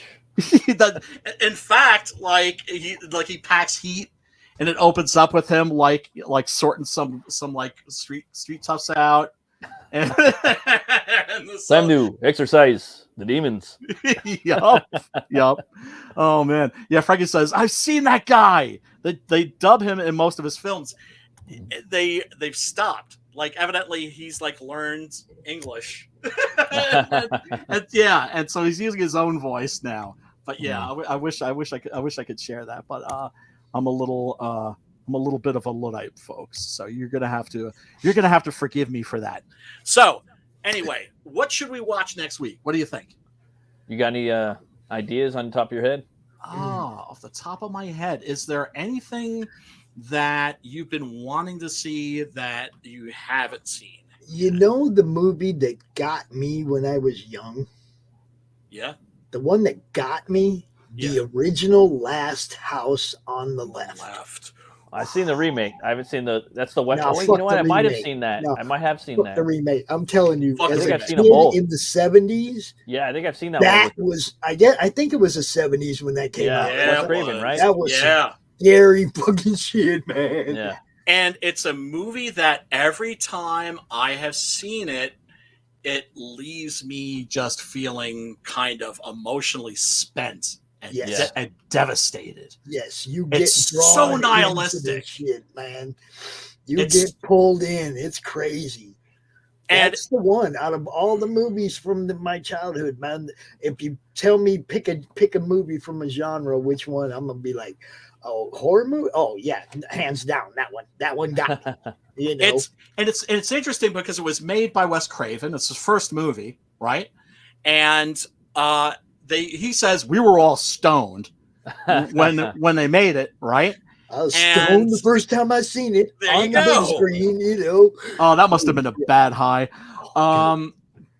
It's actually a remake of an Ingmar Bergman movie called The Virgin Spring, which is a crazy. great movie, right? And it's interesting because Last House is wow, it's so crude in so many ways. Like the filmmaking is crude, but it has this strange power. Yeah. There's real power in that movie. And there's a reason why it had the impact that it had on people like Pops and so many other people. That's up there with Texas Chainsaw Massacre and Halloween. And, it's up there. And so many other a lot of people just go right to the remake though. Oh, it's so, you know what I mean? Everybody goes right to the remake, and I'm like, no, if you didn't see the original of that, you didn't see Last House on the no Left. idea. But dude, this is sad. I was in a it must have been a Facebook group of horror fans, right? And quickly I found out I don't belong here because these are all like the younger fans. They're all about Rob Zombie and Eli Roth and the remakes. And I was like, okay, I'm going to dip out of this group, right? Because this is right. This is not my tribe, right? But before I go, I'm going to stir shit up and cause a I in good faith, I was just like, can you explain to me why you watch the remakes instead of watching the originals? Right. And they said because it's the same thing, only better. That's pretty Is weak. it though? If you haven't seen both, do you really know? No, of course it's not. Watch both of them. You know what I mean? They won't do it. They won't do it. Yeah, that shit's weak. That's weak sauce. Well, That's it's why because I have that opinion. See, they should have never remade Last House on the Left. No, they should have kept re-releasing it over and over and over again. But here's some the movies thing. don't need to be re-remade. It's just hard to re-release sometimes. It's all of the horror remakes, that big slew that we had. Of the remake of Texas Chainsaw Massacre, which is actually okay. The Friday the 13th remake, the all of the Michael Bay ones, right? And some of those are good. I thought the remake of The Crazies was okay. The Dawn of the Dead remake was good. The Hills Have Eyes remake, I thought was also pretty good. I like that one more than the with Ted Levine. That's fine. Yeah. And I really like that, right? But it's just like they were remaking those movies, even if the movies turned out good, for totally cynical reasons. They were like, this made money back then, it'll make money now, right? Rather than taking a chance with something new. And then, of course, a lot of the old school fans get pissed off because you'll be having a conversation with somebody, right? And you'll be discussing a scene in a particular movie, and suddenly they get this look in their eyes, like, what is this guy talking about? They're like, I don't remember that scene. And then you're like, wait, are we talking about the original or are we talking about the remake? And then they're like, blank, blank, blank. There's a remake? Right? They don't even know that the movie that they watched was a remake. Did you ever see that movie Mirrors with Kiefer Sutherland? No, I don't think so. Oh, dude, that movie's fucking awesome, bro. Is that a new one or is that an older one? It came out in the aughts. It's got to be at least 10 years old. Oh yeah. I'm just checking. Yeah, Last House on the Left, in fact, is on there, along with I Spit on Your Grave, which I can't say anything. Which is also remade. Which I can't. That's a movie that's talk about a scum fest. That's a scum fest, and like not even I can't even recommend that. My problem Mirrors is that when awesome I was movie, a kid, dude.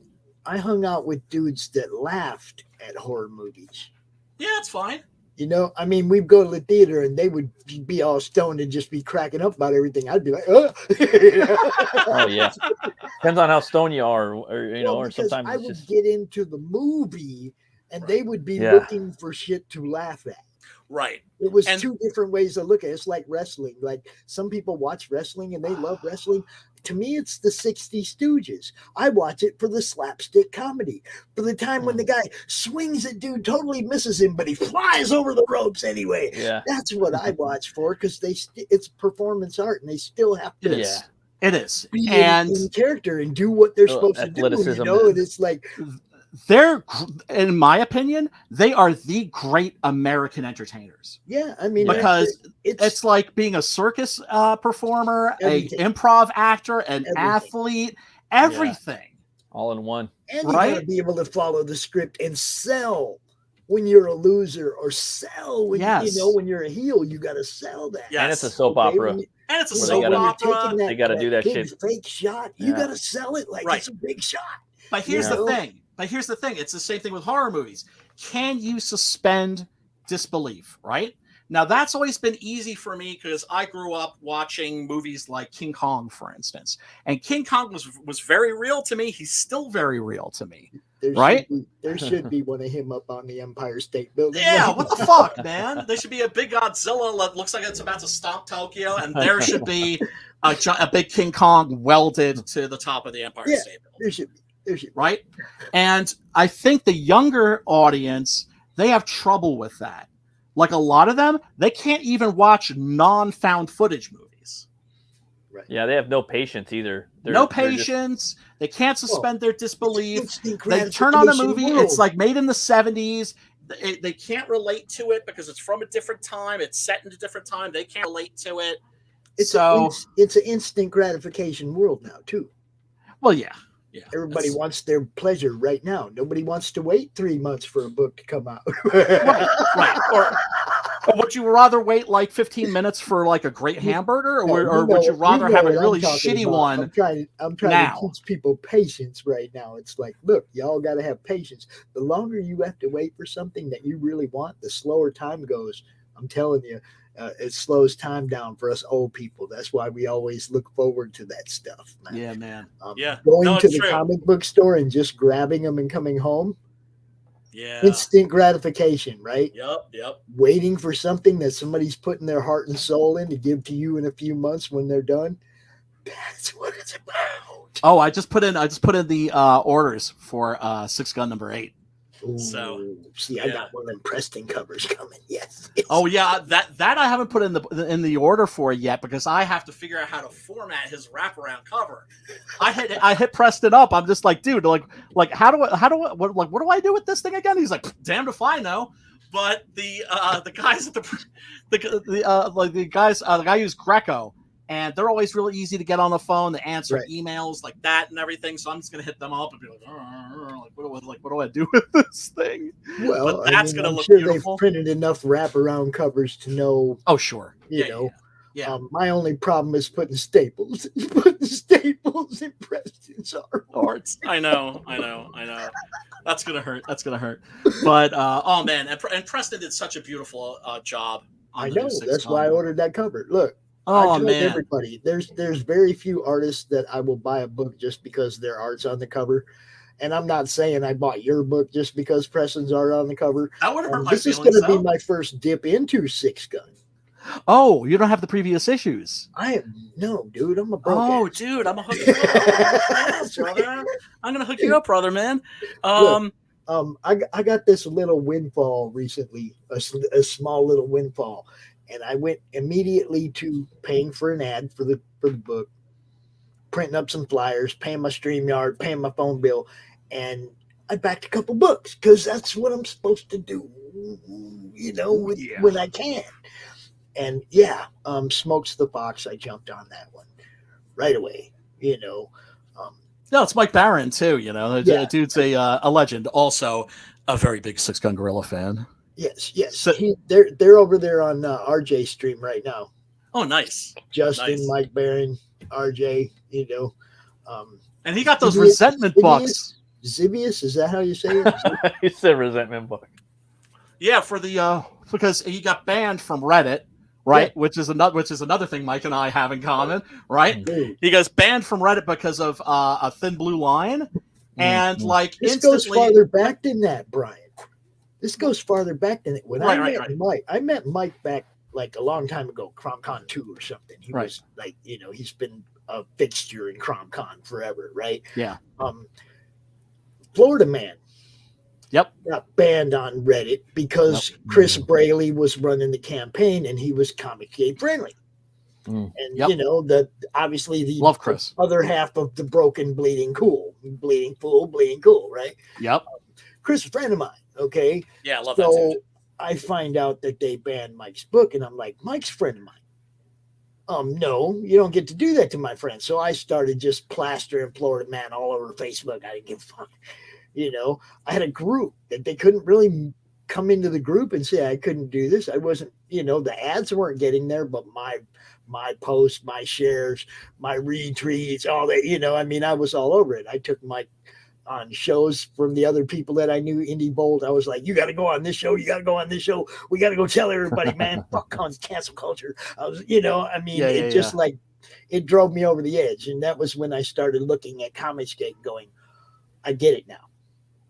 Yep. You see what I'm saying? It was man. You can't cancel my friends just because you don't like their politics. Yeah. Not gonna let it happen. And it's taking out the competition. A lot of these motherfuckers, the virtue signaling bitches. Yeah. You have to ask yourself, how many of them really believe in this stuff? Right? Mm-hmm. And how many of them are basically just like the crowdfunding equivalent of the people in the industry that are just like taking each other out, backstabbing each other, whisper networks and all that crap. It even went back farther than that for Mike, because there was another incident where he mentioned God describing one of his characters in one of his books. That one got stripped down, but I didn't know Mike then. Right. See? And it was like, once I became friends with Mike and somebody went at him, I was like, this is the nicest guy. What the hell? I know. And the thing is, and also, it's the disrespect. The dude's an icon. The dude was making comics that I loved when I was in freaking high school, man. I was reading Nexus in a study hall. Dude. Yeah. And you know what I'm saying? So it's like, more of those too, I heard. I'm waiting for the next book too. Oh man, Mike's on fire. Yeah. So then it's just like so it's like the disrespect also of the OGs. It's just like, oh really? Come on now. But these MFers, man, they don't care. They don't care because they're all just trying to hook themselves up and hook their friends up and take out the competition. But we got a little something for them, and they can go eat a what. Now, Matt. When are you fulfilling? This is an easy segue, Matt. When are you fulfilling on Butch Cleaver? Yo, I'm probably going to be doing right now. I'm working on the head sketches. I got a few of those to do. Whenever when I can. So it's probably going to be probably next month. I'm thinking. Okay. The books are already in. I already got the books. Yeah. I got everything. I just got to buy some packaging supplies. See, I wasn't sure. I didn't want to say show us the new issue. If you weren't. I got it right here. Looks great. Looks great. They're all here. I did an update, and I just want to get all the rest of the packaging supplies. I got all the tchotchkes that's coming with it. I just got to do that, and then it's Gemini mailers. There's just I got to get those and some more of those, some more bags and boards and stuff. Yep. Tape. Yeah. That type of stuff. So. Oh man, I can't wait for my copy, man. That's gonna be awesome. And it's the campaign's in demand, right? Yeah, and it's gonna be in demand for the next couple of years. Right. So at least till I sell out of all the books, and then maybe I'll do hopefully. And in the meantime, you're going to be working on something else, which we shall not discuss, which shall be under wraps, but everybody a few more weeks, and then I'll throw up an announcement probably. Dude, I love announcements. CromCon sign up went up today. Man. Oh, sweet. If you want to get a spot, you got to get a spot before they're gone. Yeah, man. It's 26th and 27th February. Oh, nice. There's pretty much spots still available in all 4 segments, so you just tell me which day, afternoon or evening. I will let you know that the Sunday evening segment seems to be pretty solidly CG. I don't know why, but it's like one after another, ding, ding, ding, ding. Right. Well, look, I mean, you know, I'm glad that you have non-CG people on too. Oh right? yeah, Because we can't be, you know, dude, we can't it's just first come, hang out first in our served. bubble, right? You know, I mean, it's first come, first serve. I sent some messages to some people that I know are fixtures that want to be there. You know, but I don't like tag a million people. Right. You know, I go post in the madness. I go post on Twitter, and I say, you know, it's time. And when we start getting short on spots, I'll be like, there's 5 left, there's 4 left, there's 3 left, you know. But if you snooze, you lose, people. If you snooze, you lose. Yeah, we're down to about 10 left right now. So, you know, awesome. Look forward to that, man. 7 hours. There's like 10 spots left. Y'all better jump. Yeah, and I'm booked on the 27th, right? Yeah, Sunday night. You're in that block. That's what I'm saying. There's like Justin Belmont and you and Brian Menard. You know, it's like a little CG block right there. So you know, sweet. You got to get in there, Matt. I know, man. I'm gonna check my schedule. I know I got some overnight shit coming up on the Monday after that, but I got to see where I'm at on Sunday. That sounds awesome. And everybody, if you want to check out if you want to check out Matt's book, Butch Cleaver, there's a link down in the description. If you want to check out Six Gun Gorilla, which is going to be shipping soon, right? Well, I put in the order to the printer. Well, you know, I know there's like a paper shortage and all that. Took me a month. It took a month to get this, dude. Took a month to get it. So I had to start putting that Enter the Cromniverse in your descriptions too. I will. Story in it. I will, mofo. Who do you think you're talking to? I was going to ask you, Pops. Do you want to tell these nice people that are tuning in where they can sign up for Enter the Cromniverse? Cromcon. Comic related madness. There's a post pinned to the top of the announcements. And also that post is pinned to the top of my Twitter. Just DM me, say Sunday afternoon, Sunday evening, Saturday afternoon, Saturday evening. I'll find your spot, man. Sweet. You know? Hell yeah. Because CG turns out for CG. That's why. I mean, it's like you said though. It's like it's first come, first serve. I don't tell somebody they can't come out unless there's somebody that's actually come at me stupid before and blown that privilege. You know, I don't even like not everybody wants to be CG. You know what I'm saying? It's like, and that's fine. That's fine. Cool. You know as long as you're not trying to mess us up, you know. Some people don't want to be in groups, you know, and that's cool. Well, I mean, respect the hell out of that. That's fine. My thing is like you can't make people let you help them. Yeah, no. You can't make them, you know. It's like, you guys know I'm trying to help everybody, you know, but I can't make people let me help them. Be nice to me. I'll help you as much as I fucking can, man. Right. You know, it's that simple. We got Fanta in the chat. You guys got to give a shout out to Fanta. Come on. Fanta. Oh, Phantasmagorical. What up? Hail. She says, hail, hey ya. Welcome. We're just about to leave.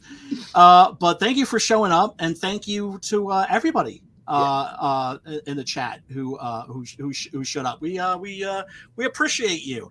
And like I said, if you want to watch the movie that we've discussed tonight, the link is down below in the description where you can watch it for free. Oh, Frankie says, I looked up I Spit on Your Grave, and its only true sequel was written, produced, and directed in 2019 by Meir Zarki. The original actress is in it. #1 horror movie on VOD in 2019. Crazy. Yeah, like that's oh god. I'm so sorry IMDb got rid of its chat page, or it's where like the discussion page where people could discuss the forums. Thank you, because the forum for that movie was hysterical. People mad, and then the people just like going in there just to stir them up and just like but that's like even on a plane lower than New York Ripper. I would say that's a scum fest. I still gotta watch. I only seen the remake. Sorry. I can't recommend it. But it's one of those movies, I guess, like Cannibal Holocaust. It's like you watch it and you're like, okay, been there, done that. I don't think I need to see More of an that experience, again. and then you bounce. Yeah, it's It's a disturbing movie. yeah, it's Yeah, sure is. Sure is, Frankie. Anyway, I got to bounce. I got to get something to eat. And I guess next week, tentatively, I could change my mind because this is my channel, this is my stream. I could do that, but I'm thinking, I'm thinking that Last House on the Left. Nice, because that is on Tubi, and it is a movie that any horror fan should see. My favorite scene. Hold on, my favorite scene. Oh yeah, man. We're gonna rock. You guys see the remake? Yeah. Tony Goldwyn or whatever. Yeah, I wasn't crazy with the about microwave. it. Yeah, wasn't crazy about it. Yeah, no, but I know the scene that Pops is talking about. We're gonna rock down to Electric Avenue. All right, everybody. Much love. Yes. Peace out, and we will see you next week. Bye.